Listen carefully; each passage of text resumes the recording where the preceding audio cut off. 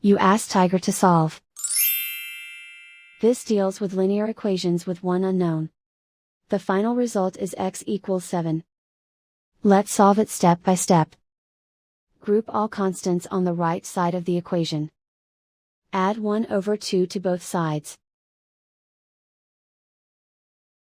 Combine the fractions.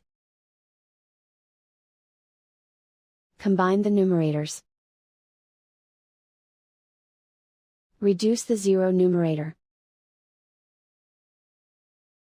Simplify the arithmetic.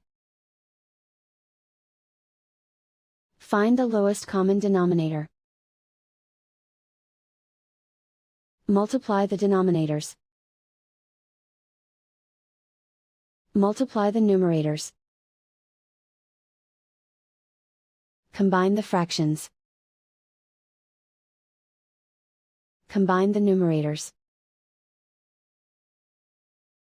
Isolate the x. Multiply both sides by inverse fraction 6/1. Group like terms. Multiply the coefficients. Simplify the fraction. Multiply the fractions. Simplify the arithmetic.